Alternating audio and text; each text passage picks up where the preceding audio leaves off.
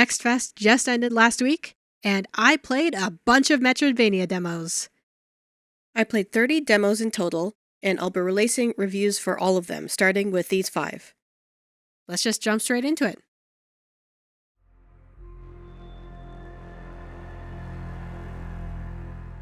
Ultros.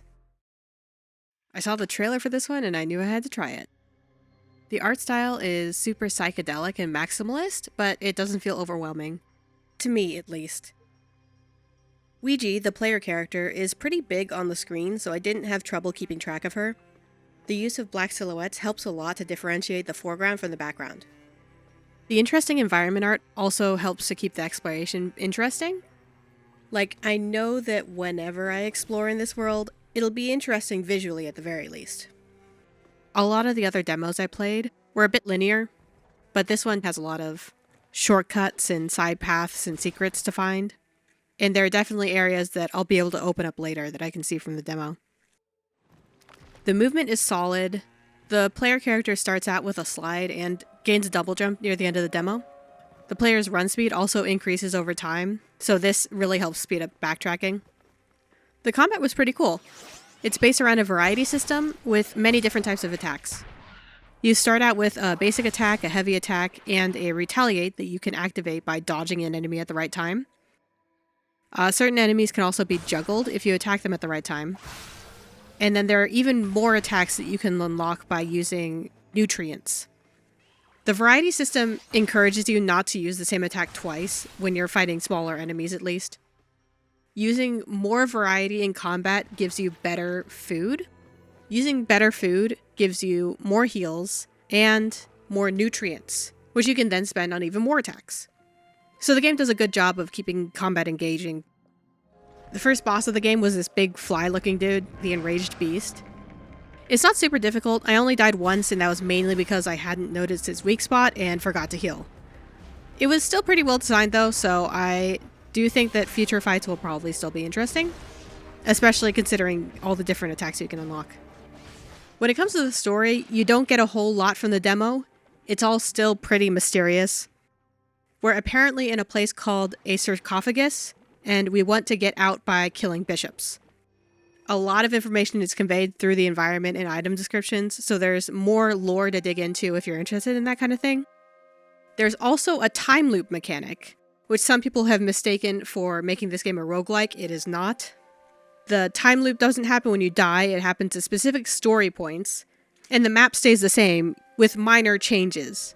We don't get to see the time loop mechanic in the demo yet.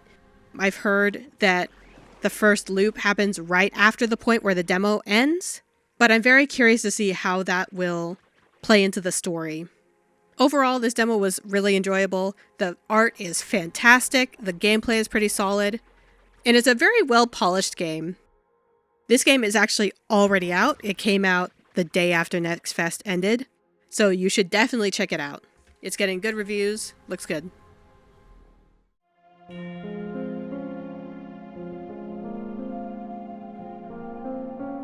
Eden's Guardian. I liked this game with some caveats. The idea is really cool. It's built around this mechanic of throwing your sword and teleporting to it. Your sword can stick into enemies and wooden walls.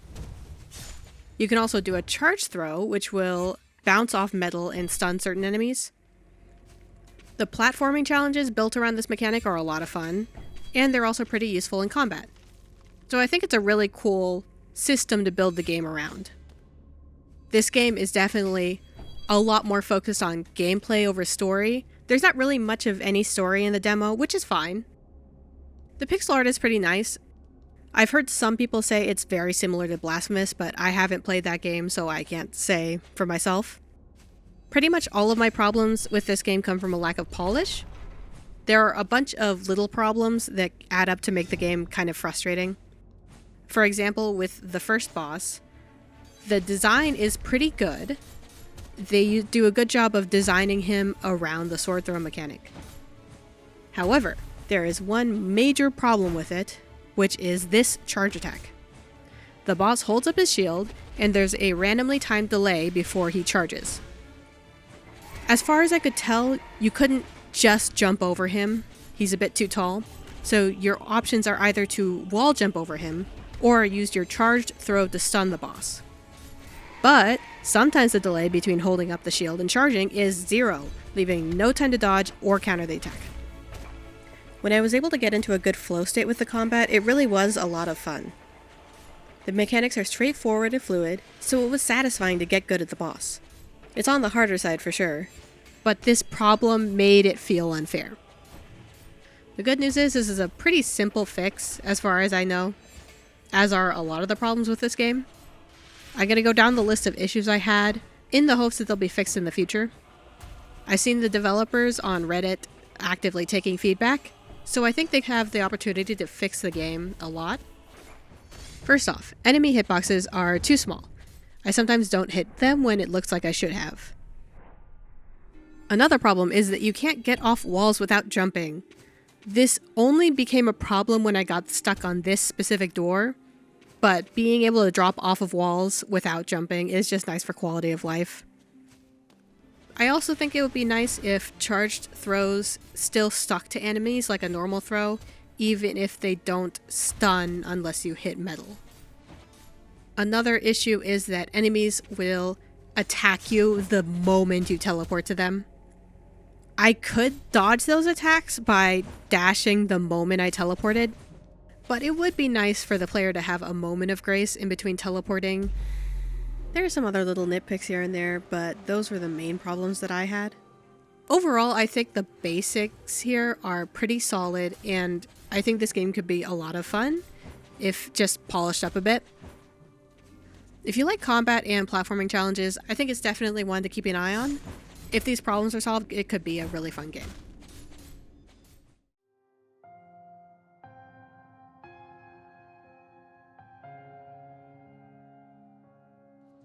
Nevergrave.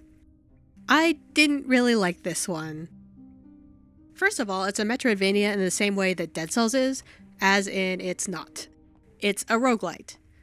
While the trailer makes it look a lot like Hollow Knight, it really takes far more inspiration from Dead Cells.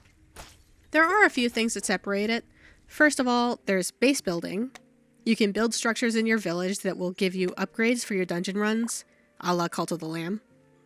You can build structures using materials that you find on your runs. There are 4 different dungeons that you can explore, though only one is open for now. Another thing that's different about this game is the possession mechanic. You start the game by possessing this little witch girl, and she's your main body throughout the game. Certain enemies can also be possessed after they're defeated. These enemies will have their own attacks and health bars. Once they die, you can resummon your main body to continue on. I was only able to find one possessable enemy in the demo, which is this dog that lunges forward when it attacks. Movement is fine.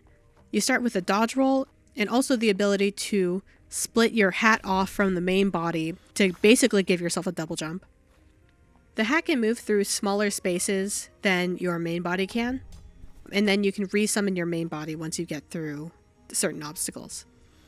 Later in the demo, the dodge roll upgrades to an air dash so that you can dash across gaps and in the air. If I had to nitpick, I would say that the fact that you don't lose your momentum when you hit your head is a bit odd, but it's not the end of the world. Combat is fine. You have a basic sword attack and can find spells and tools on your runs. By the end of the demo, I had 3 spells and a throwing knife.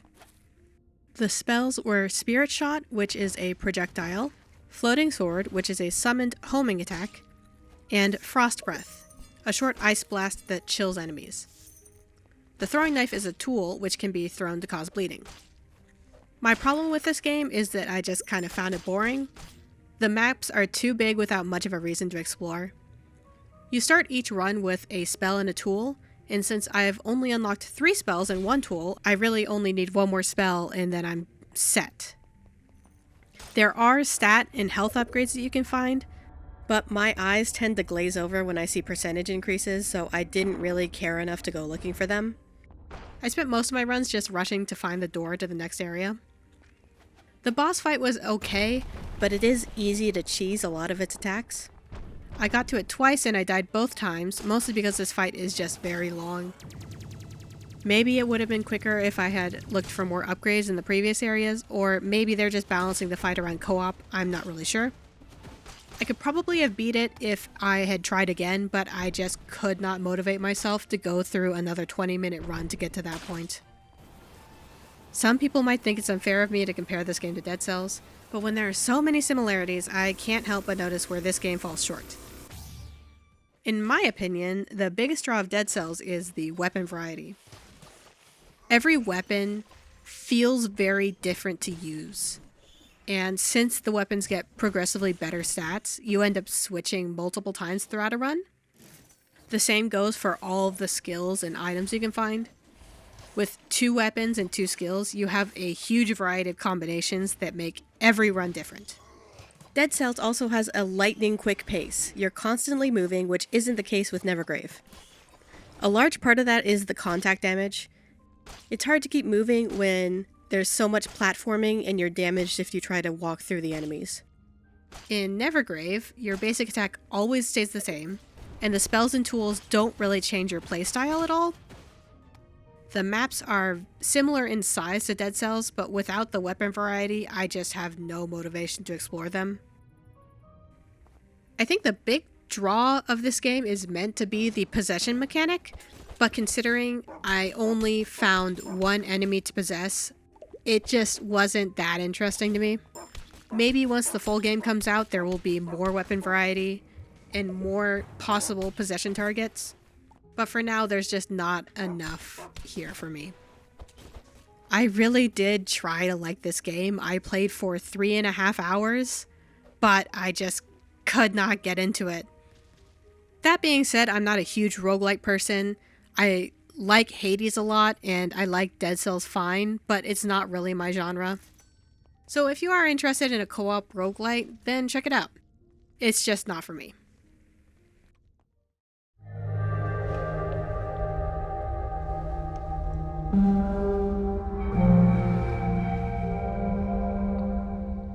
Crypt Custodian. I love this one. It's super charming right from the start. You play as Pluto, a recently deceased cat who's been sentenced to be a janitor for the rest of eternity. I really like that premise for the story. It allows a good balance of sincerity and humor, and gives room for some intrigue. I'm pretty sure Kendra here is up to something, but we'll need to see the full game to find out. You explore outside the palace, opening up new areas, cleaning, and making new friends along the way. I like the art in this game a lot. The environments and the colors are really nice, and the character design is super cute. Movement feels good. Your jump has an indicator to show where you'll land, which is very helpful with the isometric perspective. You also have a dodge roll, which can be later upgraded into an air dash. There are platforming challenges and puzzles throughout the world to spice up exploration. There are also plenty of items and secrets to find, such as upgrades and upgrade slots, photos, and these little cat spirits. The combat is pretty straightforward, and it feels good. You have a basic attack, a special attack, and upgrades. You can swap out your special attack, but I just used Super Sweep in the demo, which gave me some nice AoE. The upgrades are similar to how charms work in Hollow Knight. They give buffs such as higher damage while on full health, or this upgrade that hurts enemies that get too close. Upgrades take up a certain number of slots, and you can gain more slots by exploring. I like the first boss. It reminds me of Cult of the Lamb, just in terms of playstyle and difficulty. It wasn't super difficult, but it wasn't a total pushover either. This game went straight on my wish list. I love the vibes, the characters are a lot of fun, and the art is adorable. Exploration was great. I kept playing for half an hour after I defeated the first boss just to make sure I'd found everything. This is the developer's 3rd Metroidvania, and it seems like they're just getting better and better, so I'm really excited for this one. I highly recommend checking it out.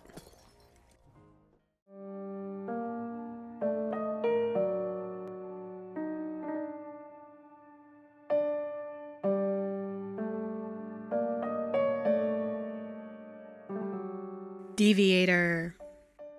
This one's caused a bit of drama for being really similar to a certain other popular Metroidvania. I'm not going to talk about that just yet though. First I'm just going to review the game. It's alright. There are some good ideas here, but they're once again bogged down by a lack of polish. The parry system is interesting. You can block enemy attacks and retaliate for higher damage. While you fight, you gain momentum, and once you reach full momentum, you can parry to trigger a state upgrade. The upgrade gives you higher damage and recharges your health, sort of. I am not a fan of the healing system. You get 3 blood vials, which are these little green orbs here, which you can exchange for health. The state upgrade tutorial explains that you can regain blood vials by attacking while in an upgraded state. But this is somewhat misleading. You can actually just regain 1 blood vial this way. Once you've done 1 upgraded attack, you can't get any more unless you end the upgraded state, recharge your momentum bar, and enter it again. On top of that, the state upgrade doesn't wear off over time. The only way to get out of it is by getting hit twice. This makes the healing system basically useless. The only reasonable way to heal is by finding blood vials while exploring, but they are not that common. Healing while in combat just really isn't feasible unless you pick up blood vials before entering combat. One last nitpick about the combat. Once you find the dash, some enemies will have these blue glowing attacks that you need to dash through to avoid. This is a fine addition to combat, but whenever you successfully pull it off, the screen goes black for a second, which is kind of disorienting. Otherwise, I like the addition. Movement is good. It does feel pretty much identical to Hollow Knight, though they do add a mantle. Exploration was okay, but there does not appear to be a map yet. There's a button for opening the map, but it doesn't do anything. Maybe you need to unlock it. You can find charms and heals around the world and open up shortcuts to make backtracking easier. Art-wise, it's good, with the caveat that it does look very, very much like Hollow Knight. There are also some issues with certain enemies having a very thick line weight for some reason, which is kind of jarring. There's also this character who you run into at the end of the demo, who is a little chibi anime girl. I'm not totally sure why she's here. All of the other creatures are entirely non-human, so she kind of sticks out like a sore thumb. But otherwise the art is fine, it looks good. The first boss is okay, but it feels like it doesn't work well with the parry system. It starts out with a combo slash, 2 upward slashes, and halfway through it also gains a dash attack. Parrying the boss does not stun it or stagger it or anything, so if you successfully parry the combo slash, you can't retaliate. If you try to retaliate, you'll get hit by the second or third slashes. This means that you have to parry all 3 slashes in a row in order to retaliate, which just feels unnecessarily punishing to me. Of the 2 upward slashes, one of them causes the boss to do a backwards flip. If you successfully parry this attack, you again cannot retaliate, because the slash won't reach the boss. These problems aren't really unfair or game-breaking. It just feels like a waste that the boss is designed in such a way this attacks. Now, regarding my thoughts on clones. There have been a lot of Metroidvanias inspired by Hollow Knight, and a lot of them have been accused of being clones. Sometimes it's a fair accusation, sometimes it's not.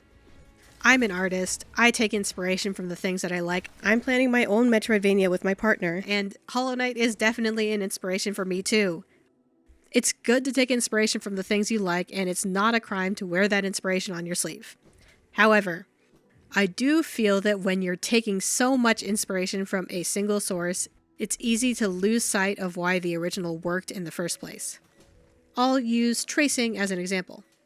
Whenever an artist draws a picture, there's a lot of sketching and planning that goes into it before they create the final image.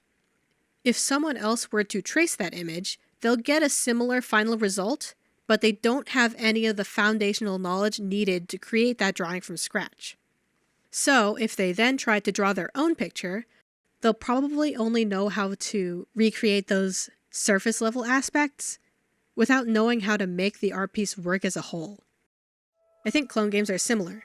They take very surface level gameplay or art elements from their inspirations without knowing how to make the game work as a whole. At that point, you just end up making a subpar version of a game that already exists, which just kind of feels pointless to me.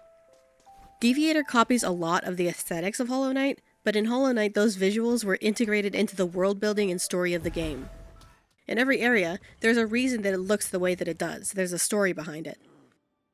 That doesn't seem to be the case with Deviator. The story and world building so far is very minimal, and the amount of design copying and anachronisms make me doubt that they put that much thought into the world building. To be totally fair, we won't know for sure until the game comes out, but considering what we have so far, it's not looking great. The devs have openly stated that they copied Hollow Knight. Go see Fireborn's video for more information on that. But just in case you're not totally convinced this game is copying, I've put together this little compilation.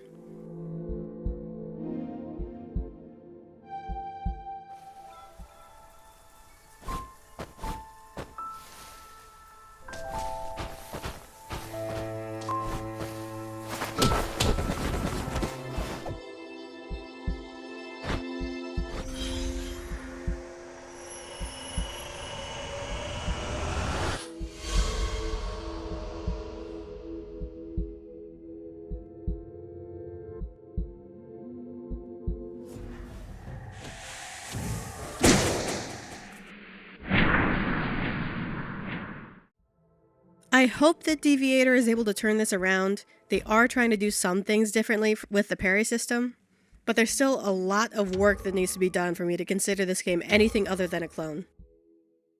So that's it for the first 5 demos. Of these, I would highly recommend Ultros and Crypt Custodian. They're both very well polished, they have great art, great gameplay, and the beginnings of really cool stories. Eden's Guardian also has a really cool concept, and with some polish, I think it'll be a lot of fun. Deviator is okay and has potential, but it still needs a lot of work. If you're a big roguelite fan, and you really want a co-op roguelite, then Nevergrave might be fun, but it's a no for me. If you're interested in any of the games I've reviewed today, definitely go check them out. Some of them still have their demos up if you're interested in trying them, and Ultros is already out. I'll have links to all of their Steam pages in the description if you're interested. Thank you all for watching. NextFest is over, but I have 25 more demo reviews that I plan to put out. So if you're interested in more of those, subscribe! Stay tuned for the next one. Goodbye.